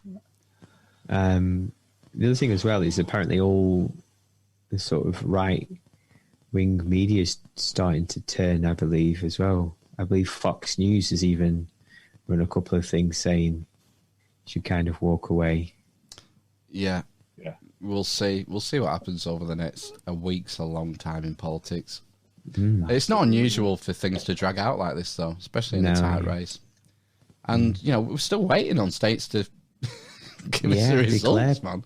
It's just a fucking weird way of doing an election. No. Why does it take so long? It's odd. I've no idea. It's built in, I think.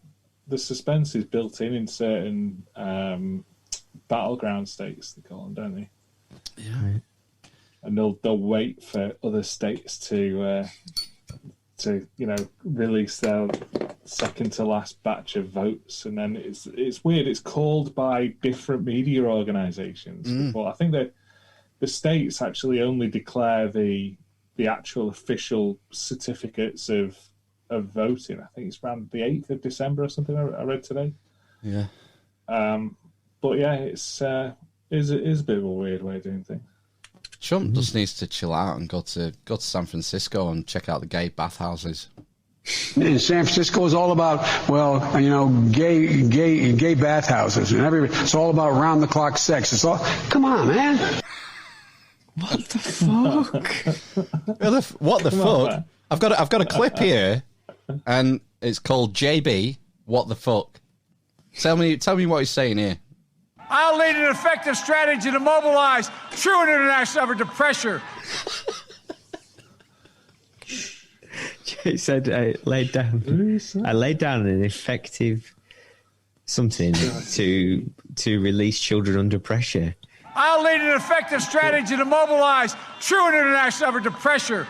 True and international effort to pressure. True and international effort to pressure. True international rescue? International pressure? It's Truna Limanuna and a pressure. True and international effort to pressure. True and I shove it to pressure. True and international effort to pressure. Don't know. Covfefe. What about this one? I'll call polluters accountable. I'll call polluters accountable. Yeah, that's Senator Clutha Ralph Velfruta from Virginia. Is it when his fucking dentures come out?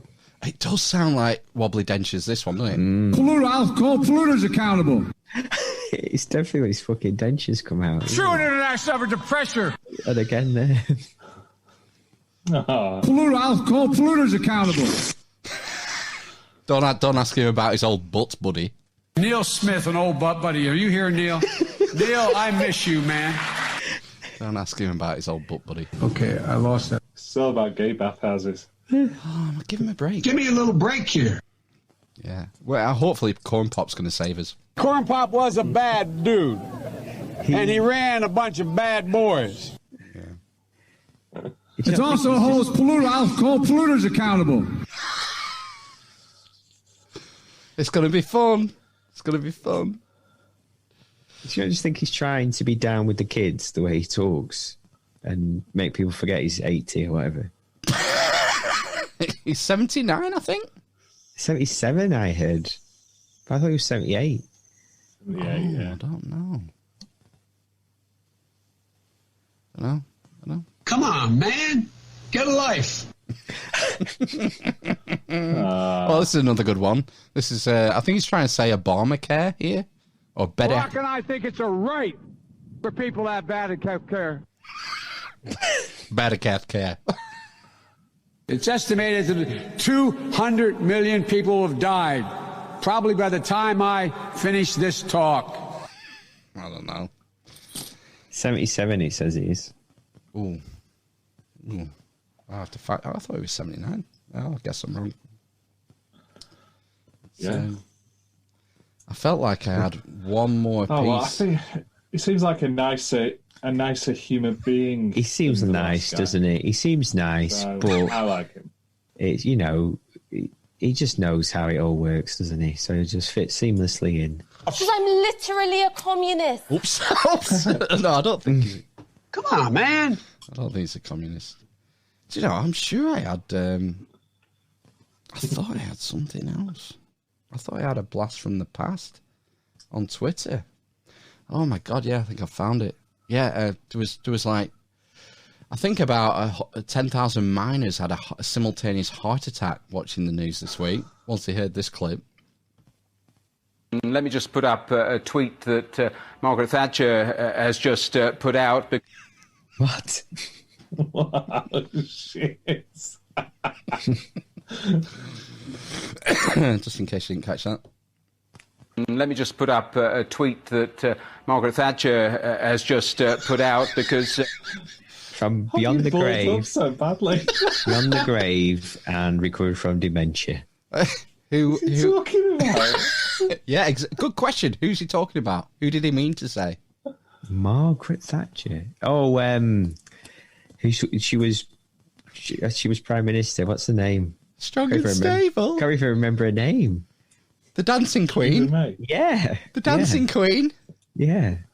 Let's find out together. Let me just put up a tweet that Margaret Thatcher has just put out because Theresa May, saying that to build consensus on climate change, whoever is elected has an immense responsibility to help tackle our planet's greatest challenge. So that's Theresa May just tweeting there. Oh dear! Not all these women prime ministers look the same. No, yeah. Hey, we're so progressive over here. Yeah. Wow. Anyway. All right. Okay. Have we? Time's knocking on. Is there anything you want to add? No. No. I think we've covered it. Beyond Light comes out this week. Destiny 2 fans. Yeah. Yep. We'll be in the Crucible Wednesday night. We'll be back. We won't. Story mode. Oh yeah, of course. Yeah. Oh yeah, story mode. Yeah. We'll be back next week though. We're doing a swap cast next week with Inequality. Yeah, which should be cool. We're gonna go deep down the rabbit hole, I think, and find out what's happening in the States because we're clueless about American politics. Yeah. Yeah. All right, should we go then? Yeah. Let's. Republicans are red. See you later. Democrats are blue. I'm Donald Trump, and I'm fucking off soon. The White House will have a new president. You know that's true. I've been mad without precedent. It's sad because my madness is evident, and the coronavirus endorsed me for president. Trump is going to win, and you're going to lose. But that turned out to be fake news because I've left the country broken and tired. The American people told me you're fired. Wow. I've been shown the door. I'm a loser. Maybe Joe Biden has killed me. Wow. I've been shown the door. I'm a loser. Maybe Joe Biden has killed me.